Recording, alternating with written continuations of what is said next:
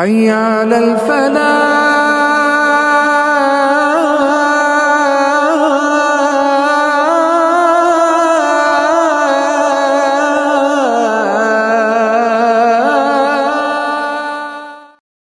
আসসালামু আলাইকুম স্বাধীন বাংলার মানুষ, আশা করি সবাই ভালো আছেন। ভিডিওতে স্বাগতম।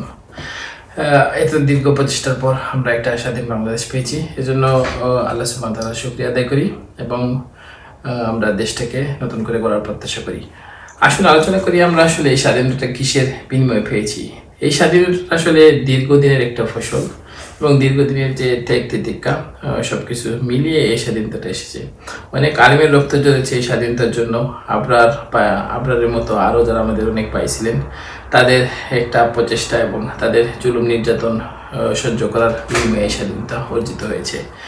এছাড়াও আমাদের বিদেশ থেকে বিভিন্ন অনলাইন অ্যাক্টিভিস্ট, আমাদের প্রিয় ইলিয়াস হোসেন ভাই এবং পিনাকি ভট্টাচার্য, তারপর কনক সারোয়ার এবং আরও যারা এই সরকারের নির্যাতন এবং নিপীড়নের কারণে নির্বাসিত হয়েছে, নিজের মাতৃভূমিকে ত্যাগ করেছেন, এই ত্যাগের বিনিময়ে আমরা এই দেশটাকে পেয়েছি। আমরা এই দেশটাকে পেয়েছি আবু সাইদের মতো যে নির্ভীক যে মানুষগুলো, যারা দেশের জন্য, দেশের মানুষের জন্য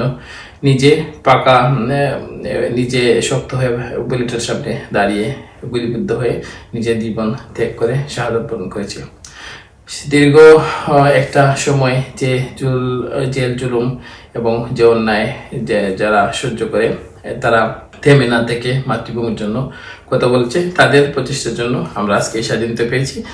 আমাদের এই স্বাধীনতা হলো আমার আরও বিভিন্ন যারা প্ল্যাটফর্মে বিভিন্নভাবে কাজ করেছেন, যারা অনেকে ইনফরমেশন দিয়ে শেয়ার করেছেন, অনেকে অনলাইন অ্যাক্টিভিটির মাধ্যমে জড়িত হয়েছেন, তাদের অর্জনের বিনিময়ে, তাদের ত্যাগের বিনিময়ে আমরা এই জিনিসটা স্বাধীনতা অর্জন করেছি।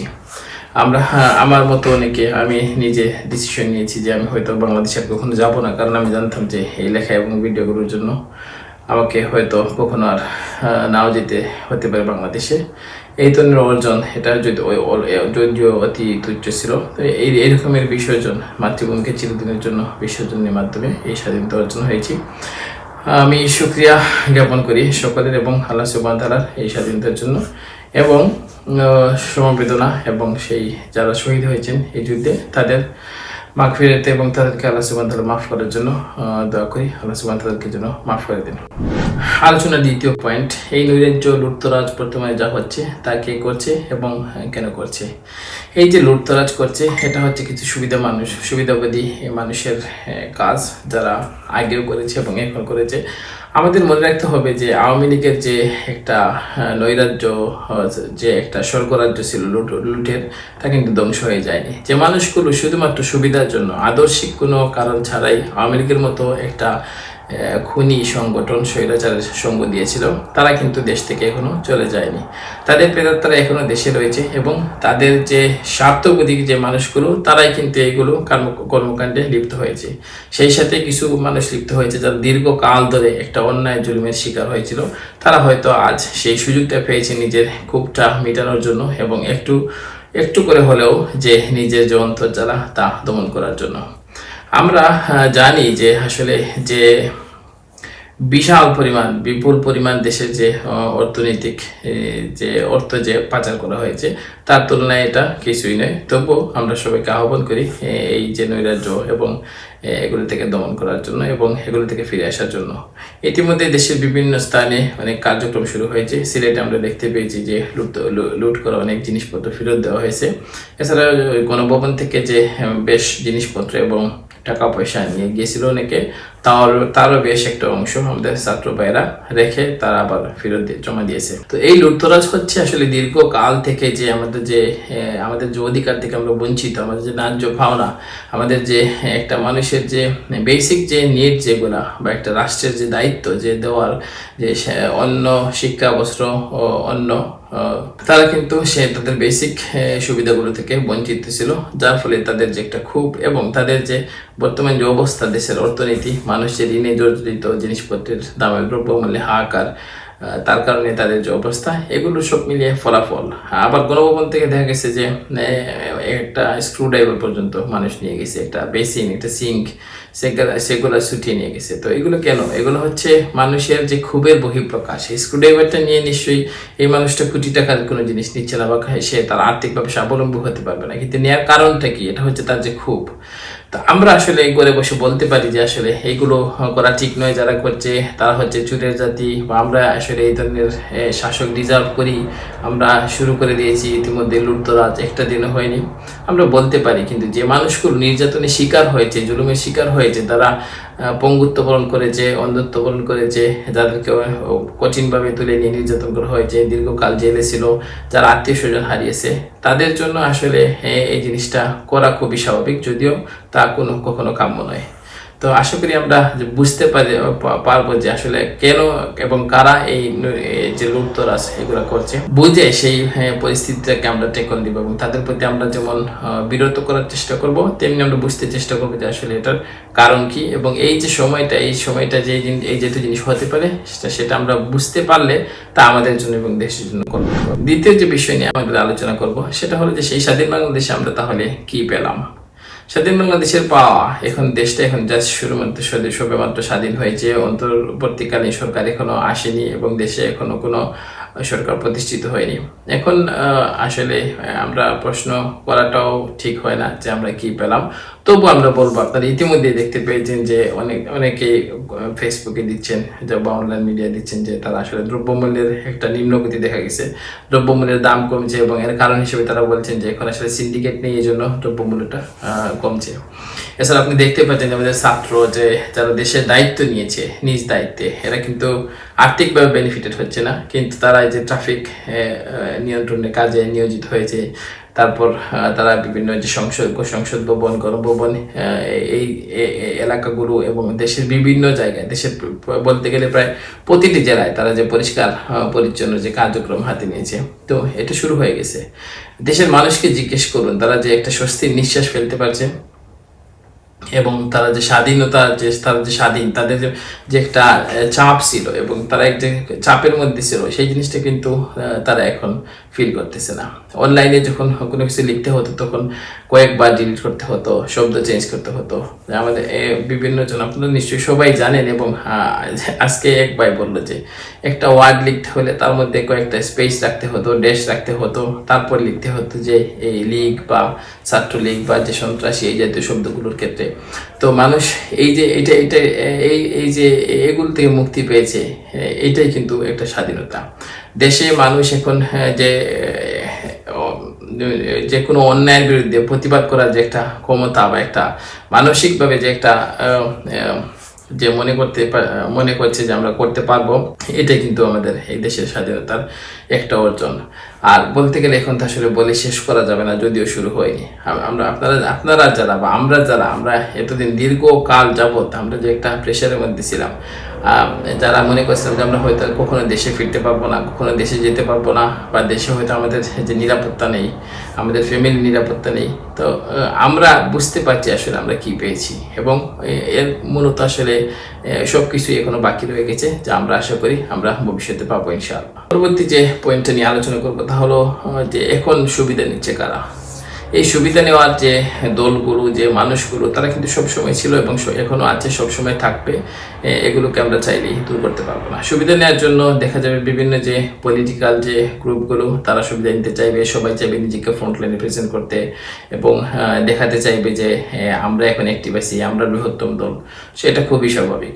সুবিধা নিচ্ছে সাধারণ কিছু মানুষ, যারা এতদিন আত্মগোপনে ছিল, যাদেরকে যখন অনেক মানুষের লাশ পড়েছিল, ছাত্র ভাইরা যখন নিহত হয়েছিল, নিজের জীবন বিলিয়ে দিয়েছিল, তখন তারা কোনো কথা বলতে পারেনি। এখন তারা বের হয়ে আসছে এবং তারা বলছে আমরা এই শিক্ষা ব্যবস্থার সংস্কার চাই, আমরা দেশের শান্তি চাই, আমরা মুসলিম সরকার চাই, আমরা নারী নেতৃত্ব চাই না।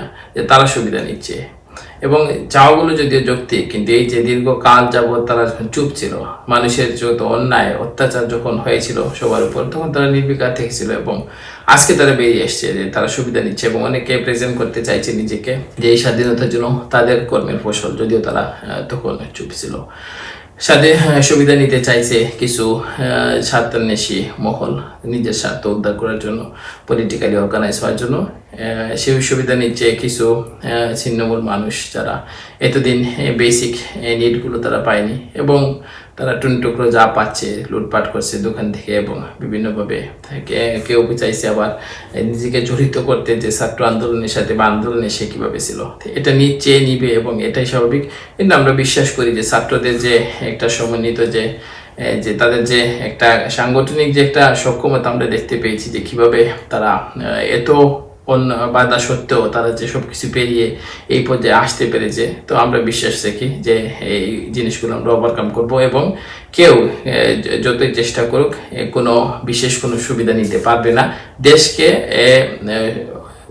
একটা সুসংগঠিতভাবে গড়ার যে জিনিস সেটা সেখান থেকে। এবং আমরা আশা করি যে দেশকে আমরা যেভাবে আশা করছি এবং যে উদ্দেশ্যে স্বাধীন করা হয়েছে সেই উদ্দেশ্যে সেই লক্ষ্যমাত্রায় আমরা দেশকে নিয়ে পৌঁছতে পারবো ইনশাআল্লাহ। পরবর্তী যে বিষয় নিয়ে আলোচনা করবো তা হলো বর্তমানে আমাদের করণীয়। এখন আসলে অনেক কিছুই বের হবে, অনেক ইনফরমেশন আসবে, ফলস ইনফরমেশন আসবে, অনেকে গুজব ছড়াতে চাইবে, অনেকে আবার উত্তেজিত করতে চাইবে, দেশের মধ্যে একটা সংঘাত সৃষ্টি করতে চাইবে। এবং আমি জানি না, আপনারা হয়তো সবাই জানেন যে ইন্ডিয়ার যে মিডিয়া তারা কিন্তু ব্যাপকভাবে প্রচার করছে যে বাংলাদেশে একটা নতুন সরকার হতে যাচ্ছে, একটা হাসিনা সরকার উৎখাত হয়ে গেছে, মূর্তিগুলো সব ভেঙে ফেলা হচ্ছে, সংখ্যালঘুদের নির্যাতন করা হচ্ছে, তাদের ঘরবাড়ি জ্বালিয়ে দেওয়া হচ্ছে, তাদের উপাসনালয়ে আগুন জ্বালিয়ে দেওয়া হচ্ছে। এই জন্য আমাদের এয়ারফোর্স পাঠানো দরকার, আমরা ইনভেশন করা দরকার। তো ব্যাপক একটা বিশৃঙ্খল একটা পরিস্থিতি বর্তমানে চলছে।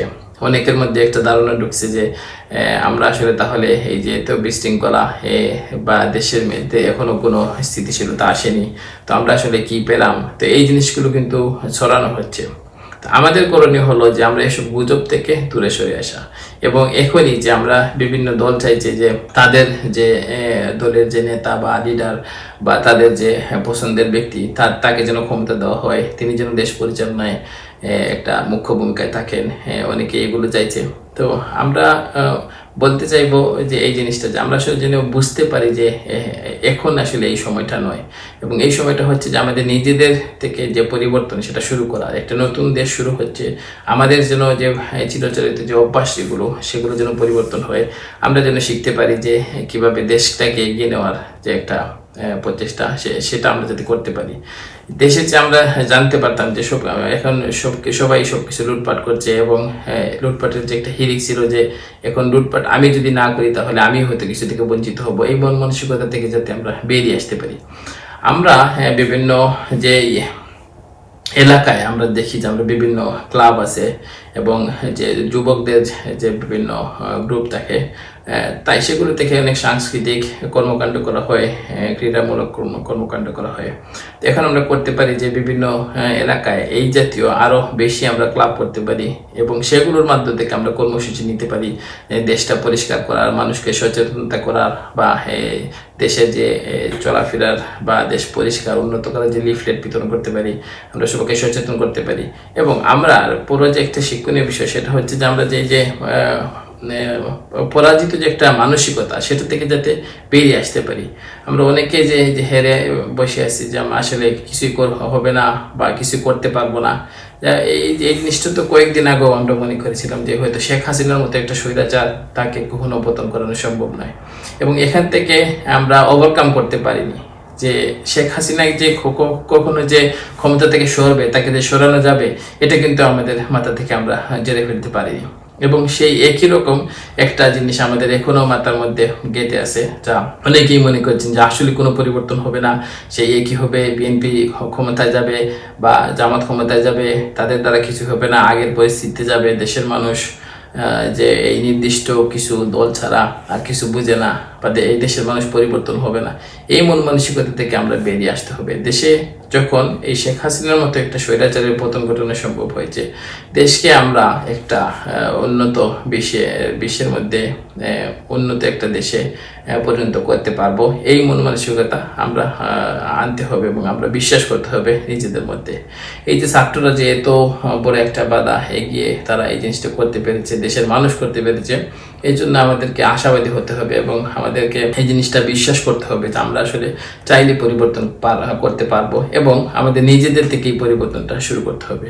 আজ থেকে আপনারা শুরু করতে হবে যে আমি কখনো দেশের ট্যাক্সের টাকা মেরে খাবো না, আমি কখনো অন্যায়ভাবে বিদ্যুতের লাইন থেকে নিজের বাসায় লাইন নিব না, আমি অন্যায়ভাবে গ্যাসের লাইন নিব না, আমি আমার যে জমির কর খাজনা যেগুলো আছে সব কিছু নিয়মিতভাবে আমি পরিশোধ করব, আমি কখনো ঘুষ নিব না, আমি ডাক্তার হিসেবে চেষ্টা করব যে যারা সামর্থ্য নেই এমন রোগীদেরকে ফ্রি দেখার জন্য মোটামুটি সর্বদিক দিয়ে আমাদেরকে হাত বাড়িয়ে দিতে হবে যে দেশ উন্নয়নে যা যা করা প্রয়োজন সেই জিনিসগুলোর প্রতি আলোচনা করব। এখন আমাদের অন্তর্বর্তীকালীন সরকার এবং পরবর্তী যে সরকার আসবে তাদের কাছ থেকে আমাদের চাওয়া, আসলে আমাদের চাওয়া আমাদের আকাঙ্ক্ষার কোনো শেষ নেই। আমরা অনেক কিছুই চাই। আমরা চাই যে আমাদের যে বর্তমান যে কাগজের নোটে বিভিন্ন ছবি সেগুলো উঠে যাক। আমরা চাই যাতে আমাদের কখনো ঘুষ দিতে না হয়। আমরা চাই যে একটা শিক্ষা ব্যবস্থার যে অবক্ষয় হয়েছে তা আবার পূর্বের থেকে আরো ভালো কোনো একটা শিক্ষা ব্যবস্থা আমাদের দেশে হোক। আমরা চাই একটা চিকিৎসা ব্যবস্থা যেখানে আমরা সবাই সামর্থ্যহীনরা ফ্রি চিকিৎসার অভাবে কেউ মারা যাবে না। আমরা চাই আমাদের দারিদ্র্য থেকে নিরসন।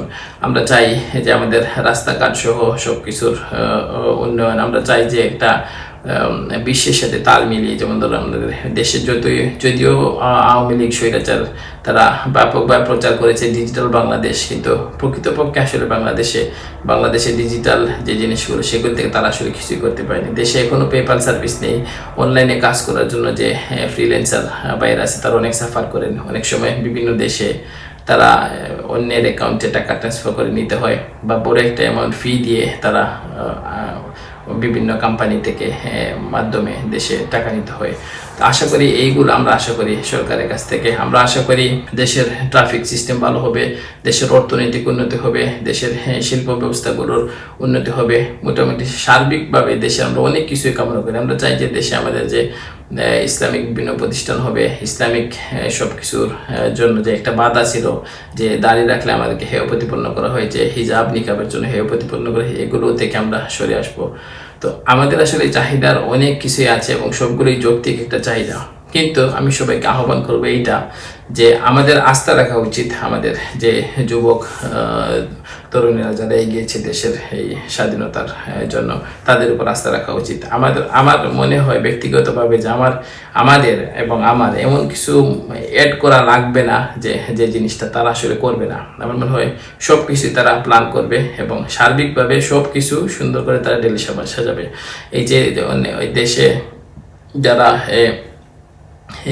বিভিন্নভাবে হামলার শিকার হয়েছেন, যাদের পরিবারের স্বজন হারিয়েছেন, একমাত্র উপার্জনক্ষম ছেলেকে হারিয়েছেন, তাদের দেখাশোনার ব্যাপারটা বা এই যে যত কিছু আছে, আমার মনে হয় না যে আমার বা আমাদের কিছু অ্যাড করা লাগবে যে এই জিনিসটা তাদেরকে বলতে হবে করার জন্য। আমি মনে করি তারা দেশটাকে এগিয়ে নেওয়ার জন্য এবং বিশ্বের মধ্যে উন্নত একটা দেশ হিসেবে পরিচিত করার জন্য এবং উন্নত একটা দেশের যে লক্ষ্যমাত্রা সেখানে পৌঁছানোর জন্য যা যা করণীয় আমি আশাবাদী যে তারা সব কিছুই করবেন। ইতিমধ্যে দেখেছেন আমাদের দাবি ছিল যে কারাগারে যারা বন্দী আছে তাদের মুক্ত করা হোক। ইতিমধ্যে অনেককে মুক্ত করে দেওয়া হয়েছে। আমি শুনতে পেয়েছি যে পিস টিভিকে আবার ব্যাক করা হয়েছে এবং দেশের গণমাধ্যম যেগুলো দালাল চাটুকার ছিল সেগুলো বন্ধ করা হয়েছে এবং দেশের একটা যে স্বাধীন একটা গণমাধ্যম তৈরি করার যে জিনিস সেগুলো হচ্ছে। তো আসলে সব কিছুই হবে, আমাদেরকে শুধু সময় দিতে হবে এবং ভরসা রাখতে হবে এবং আশা রাখতে হবে এবং সমন্বয়ের কাছ থেকে আমাদের নিজেদের পক্ষ থেকে যতটুকু সম্ভব আমরা সাহায্যের হাত এগিয়ে দিতে হবে। ইনশাআল্লাহ আমরা অতি শীঘ্রই অনেক অনেক অনেক জিনিস যা আমরা আশা করিনি তাও পাবো, সেই প্রত্যাশা রেখে আমি বিদায় নিচ্ছি। আসসালামু আলাইকুম।